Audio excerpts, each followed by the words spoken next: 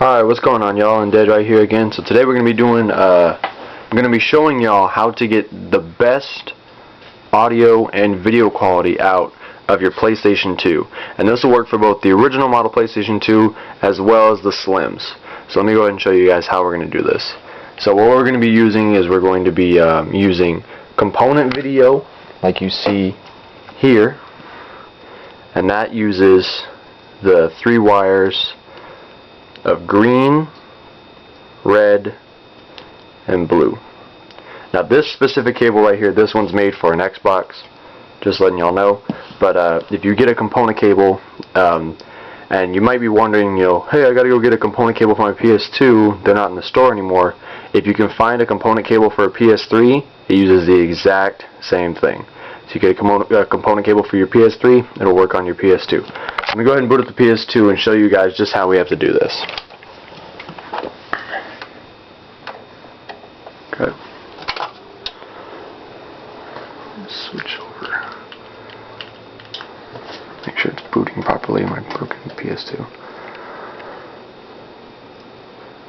Alright, there we go. So, this is going to be, I'm going to show you guys first. I don't have any audio cable, or yeah, I do have the audio cables plugged in. Here we go. So this right now, this is me using composite video through a third-party S-Video and composite video cable that uses the RCA audio jacks. So this will be your stereo. And what we're going to do is we're going to use component, and we're going to use an optical audio cable as well. Let me show you guys how to set this up. Let me just do something real quick. Alright. So here's what it's going to look like. Whenever your PS2 boots up, you're going to go to System Configuration. I have a couple more options here than you will because I have a hard drive, but these should be exactly the same on your model. Now don't do this yet, I'm just resetting it so you guys can see how it works. So first what you're going to do, if you have a component video cable and you plug it in, I'll show you guys what happens. This right here is the standard RGB signal, so this will work for composite and S-Video. But if it's not selected over here, which is the fancy technical term for component video right here, if this isn't selected, I'll show you what that's going to do to your video signal. Let me plug my component cable back in. Damn, just powered it off. There we go. Okay.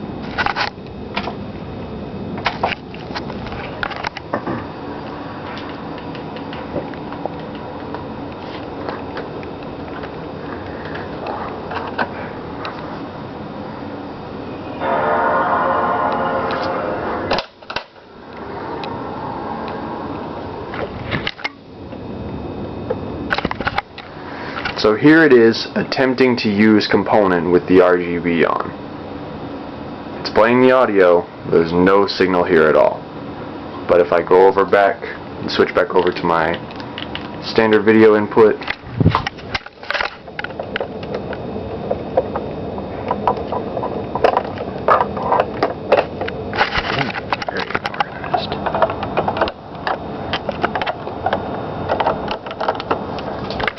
you can see right here that the PS2 is running.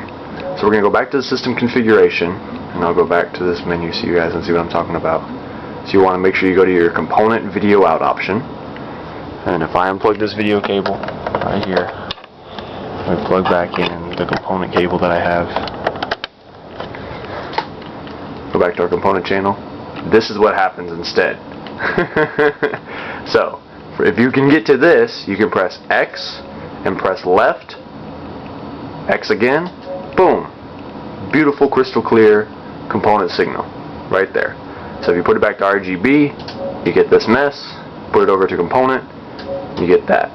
So plug in either your composite cable or plug in your S-Video cable before you set it up to work with component. That way you can actually navigate to this menu and have it working. So now we've enabled component, but we're still using the standard RCA audio out, which is fine, but it's an analog signal, and PlayStation and PS2 games are encoded digitally, so it has to be converted in the PS2 to come out for the analog. So there's a possibility that you're getting slightly lower quality than you could with an optical audio cable if you have a compatible receiver, which this one is a 5.1 surround sound receiver, which accepts a digital optical signal like this. So I'll show you how to do this now. You also need to go back to your PS2, and here we have the digital out optical. Make sure that that's enabled. If it's not on, you're not going to get any sound out of it. So we'll go ahead and turn it on now, and I'll show you guys. We'll put it back to off. We'll hook in my optical cable, and if you have it set to on, and the same with component, if you have it set to on, your audio will still work and your video will still work if you set it to component, or if you turn the optical on, it'll still work with standard video cables, and it'll still work through your standard RCA. It's just, it also turns on component functionality, and it also turns on the digital out to work. So I'll switch over to my digital channel, which is my DVD mode. This is using the optical, and you can't hear anything here. I'll go back to the TV output, which is my video 1.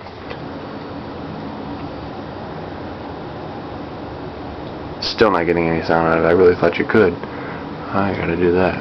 What the heck's going on? There.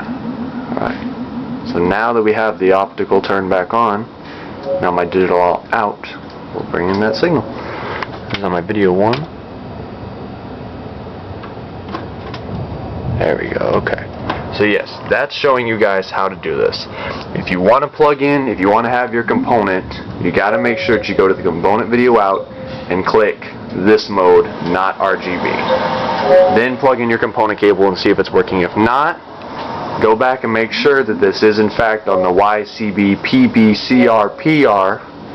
And if it's not that, you might want to check out your cables and see if something's wrong, especially if you bought them used. And again, to turn on your digital out, turn it on, and then go into the back of the console.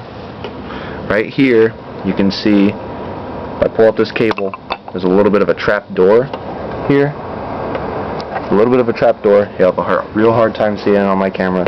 So you see that little red light? That's the actual audio signal being transferred through a light. So when it picks up that light with this optical cable, bada boom, you get your sound just like that. Alright, so that's how you guys can get the best audio and video quality out of your PlayStation as well as your PS2 games. And let me give y'all one more little tip right here. If you go into your main menu and you press triangle to go to version, if you play PlayStation games on your PS2 and you'd like to have them improved beyond just the regular load times that the PS2 already improves and stuff like that. And again, using component instead of your standard composite or your S-video is going to give you much better video clarity, not only in PS2 games but also in PlayStation 1 games. They look really, really good. So go to triangle, hit triangle, which is version. Go to your PlayStation driver, hit options. And then if you want to increase the load speed for PlayStation games, this does not work for all of them. It depends on your PlayStation driver version. Mine is 1.11. Later models have newer versions that are more compatible with certain games and stuff like that. But this can potentially increase load speeds on games that are actually compatible, or it will shorten load times. And if you'd like to increase the textures, so that's the actual skins that are laid over the 3D characters, over the 3D models. So on the walls will look better, your characters will look better.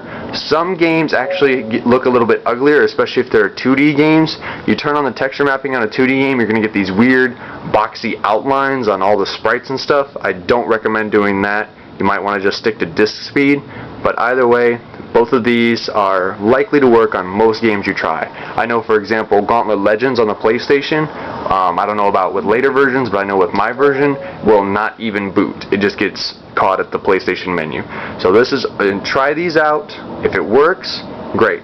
If it doesn't, that's alright, because you're already playing a beautiful component with your optical out.